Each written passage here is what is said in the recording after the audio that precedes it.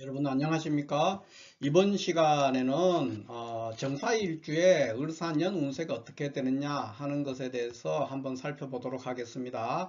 자, 정사일주는 정화, 이 정화는 음화지요. 그 다음에 사화는 양화가 됩니다. 그래서 불과 불 위에 또 불이 있는 그런 모습이 돼서 불길이 매우 맹렬하게 활활 타오르는 그런 모습을 보입니다. 그래서 정사일주는 전체적으로 성격이 굉장히 불같고 또 성격이 급하고 이런 것들이 있습니다. 그래서 화를 잘 내는 사람들이 많다 이렇게 볼 수 있고요. 그러나 화를 잘 내지만 뒤끝은 별로 없는 그런 사람이다 이렇게 볼 수도 있습니다. 또 정사일주는 일지 사중의 지장간으로 무, 경, 병 이렇게 있어요. 그래서 이 사중에 있는 경금이 병화의 뜨거운 열기에서 재련되어 있는 그런 모습을 보이기 때문에 정사일주는 사람들이 굉장히 밝고 유쾌하고 또 동시에 언변이 좋고 목소리가 좋은 그러니까 성악가라든가 이런 사람들 중에서 많이 나타나는 그런 성향을 보입니다. 천간이 정화인데 지지가 사화니까 겁재가 되죠. 그래서 굉장히 주관이 뚜렷하고 뭐 다르게 말하면 고집이 매우 센 사람이다 이렇게 볼 수도 있어요. 그리고 굉장히 주관이 뚜렷하고 주체성이 강하기 때문에 한번 결심한 일은 굉장히 초지일관해서 밀고 나가는 그런 성향을 보인다 이렇게 볼 수가 있습니다. 또 정화는 하늘의 물상으로서 뭐 달이라든가 이런 걸 될 수 있고 또 사화는 뭐 달이나 또는 별 이런 게 되겠죠. 그 다음에 사화는 태양입니다. 그래서 해와 달의 모습이 되죠. 정사일주는. 그래서 세상을 밝게 비추고 드러내는 그런 모습을 보이기 때문에 정사일주는 전반적으로 굉장히 솔직 담백한 사람들이 많다. 그러니까 자기 자신은 물론이고 타인에 관한 어떤 비밀사항 이런 것들도 잘 지켜주지 못하는, 그러니까 좋은 면은 솔직 담백한데 나쁜 면으로는 비밀을 유지하기가 어려운 사람이다 이렇게 볼 수 있죠. 그러니까 뭐든지 있는 대로 다 드러내가 보여주는 그런 성향을 보인다 이렇게 볼 수 있고요. 꿈과 야망이 일지 겁재의 속성으로서 꿈과 야망이 매우 크고 또 겁재의 속성으로서 매우 신속한 그러니까 행동이 민첩하다는 거죠. 그런 모습을 보이고 동시에 사 중에는 우리가 무, 경, 병 이렇게 있는데 무토가 상관이에요. 이 상관이 사 중에 녹지에 놓이기 때문에 상관성이 굉장히 강하게 나와서 다른 사람의 어떤 잘못이라든가 이런 것들을 지적하거나 또는 성정상으로 까칠한 면 이런 것들이 잘 나오는 사람이 정사일주다 이렇게 볼 수 있고요. 또 다른 하나의 물상으로는 이제 정화는 아주 성숙된 불이에요. 그러니까 성숙된 불이고 사화는 뱀이니까 동물로 뱀이죠. 그러니까 다 자란 뱀. 그러니까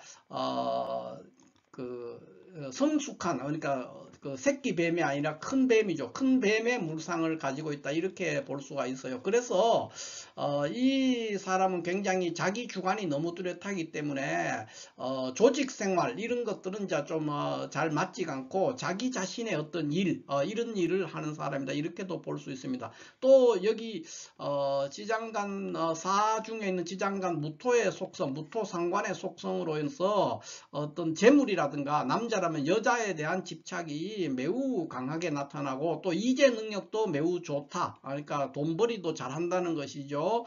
그러나 부부 관계는 매우 불안정하다. 그래서 혼인 생활에서는 기복이 있을 수 있다. 이렇게 볼 수 있습니다. 그렇게 보는 이유는 제식, 그러니까 제와 식이 일단 녹지에 놓이게 됩니다. 사화에서. 그러니까, 그런 면에서 이제 제식의 녹지라든가 또는 일지가 겁재라든가 또는 이 정사일주 자체가 이 고란살에 해당이 됩니다. 또 고란살이라든가 역마살 이런 것들에 해당이 되기 때문에 그런 속성으로 이재 능력은 좋지만 동시에 부부 관계는 좋지 평탄하지 않다. 이렇게 볼 수 있습니다. 특히 남자가 정사일주라면은 유부녀와의 어떤 인연을 맺거나 또 어떤 흠이 있는 여자와 인연이 되는 그런 경우가 많이 있다 이렇게 볼 수가 있죠. 그러니까 대체적으로 이제 어떤 이성 문제에서는 그렇게 녹록하지 않은 어떤 평범하지는 않은 그런 현상을 보인다 이렇게 볼 수가 있어요.